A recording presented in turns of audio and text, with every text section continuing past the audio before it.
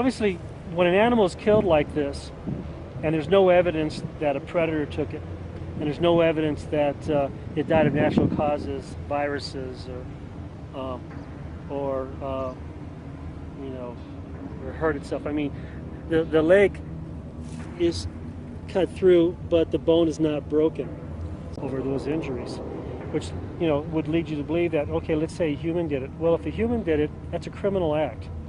And the Sheriff's Department was out here, the Castilla County Sheriff's Department was out here earlier today, and I believe they took a case report on it. This would be considered a criminal act from a law enforcement point of view.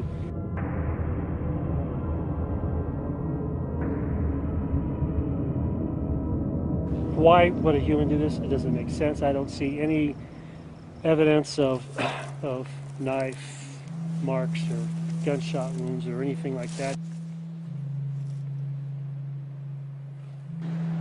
Well, what happened was before Manuel Sanchez learned that this animal had been killed, the rancher from one of the nearby ranches here that uses this area also for grazing his animals saw the dead animal and went ahead and scorched it, burned it, to keep the dogs, his dogs, from eating on it. At that point, they really don't know why the animal died, you know, if it's diseased.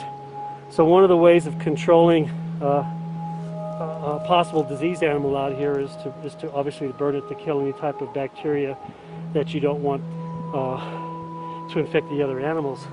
And there's really nothing unusual. What's kind of neat about this is if you look at the outline of the animal where it was burned, you can see the impressions, especially right here.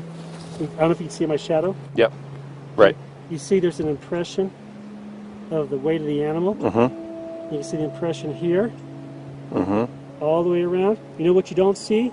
You don't see any markings where the animal was struggling to stay alive. So basically, this animal just either was, I don't want to say dropped here, but just fell over dead with no struggle at all.